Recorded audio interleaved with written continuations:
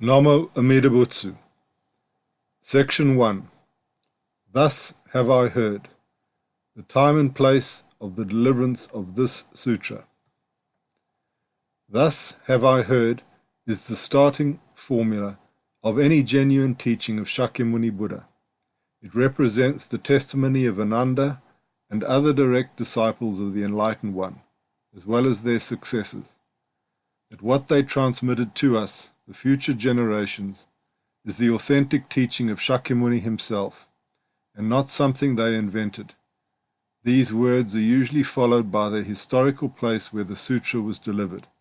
In our case, the Vulture Peak in Rajagra, and the audience gathered there to listen to it. Quote, Thus have I heard. At one time the Buddha was staying on Vulture Peak in Rajagra with a large company of 12,000 monks. They were all great sages who had already attained supernatural powers.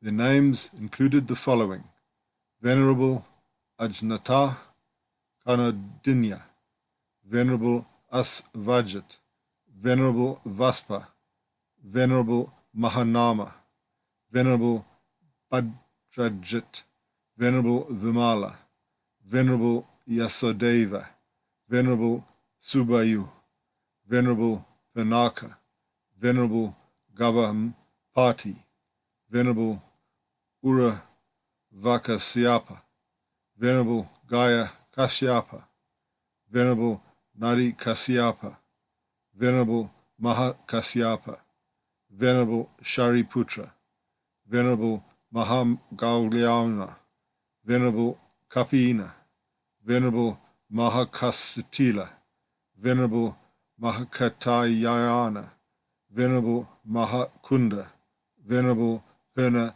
Maitra Yanamucha, Venerable Aniruddha, Venerable Ravata, Venerable Kimpilar, Venerable Amagadaraja, Venerable Parayanaki, Venerable Vakula, Venerable Nanda, Venerable Svagata, Venerable Rahula, and Venerable Ananda.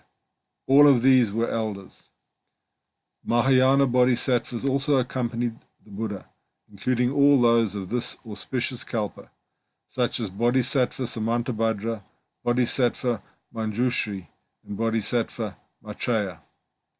There were also the 16 lay bodhisattvas, such as Bhadrapala, as well as Bodhisattva Profound Thought, Bodhisattva Wisdom of Faith, Bodhisattva Emptiness, Bodhisattva Bloom of Supernatural Power, Bodhisattva Hero of Light, Bodhisattva Superior Wisdom, Bodhisattva Banner of Wisdom, Bodhisattva Tranquil Ability, Bodhisattva Wisdom of Vows, Bodhisattva Sweet-Smelling Elephant, Bodhisattva Hero of Treasures, Bodhisattva Dwelling in the Center, Bodhisattva Practice of Restraint, and Bodhisattva Emancipation.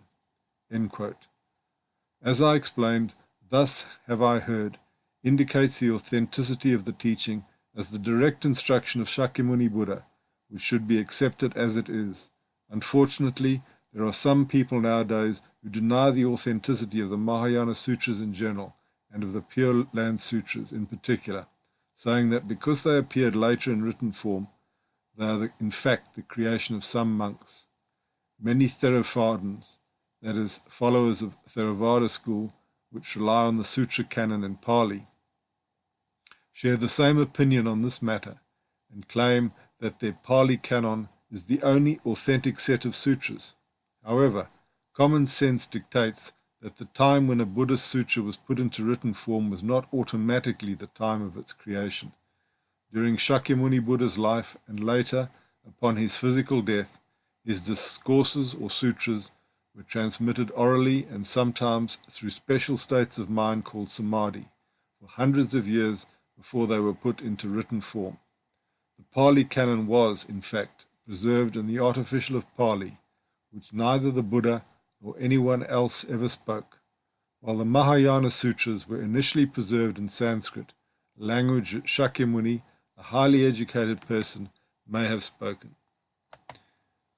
Some make the claim that the Pali Canon of the Theravada school is the oldest and thus the most reliable collection of sutras, positing that all the discourses or sutras originated from Shakyamuni. Then the fact that some were put into written form earlier than others is not proof of their exclusive authenticity or superior content.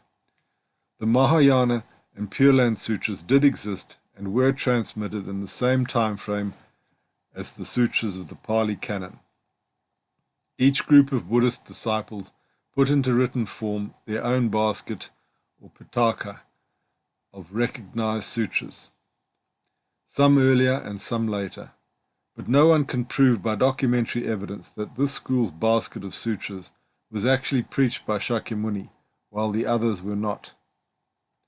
By the same token, no one can prove that Shakyamuni did not impart some sutras only to a group of special disciples, which were open and more prepared to receive them than others, and who, in turn, transmitted such sutras to their own chosen disciples in an uninterrupted succession, until one day they decided it was time to give them a written form.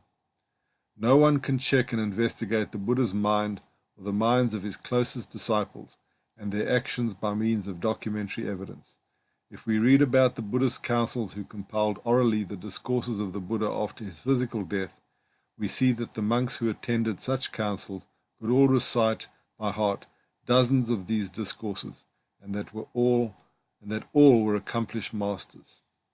Also, we have seen in the first passages of the Larger Sutra quoted above that among the assembly gathered on the Vulture Peak where Shakyamuni delivered it, there were 12,000 monks, all great sages who had already attained supernatural powers. This aspect is extremely important because it is an indication about who were the monks who heard the sutra and later transmitted it to further generations.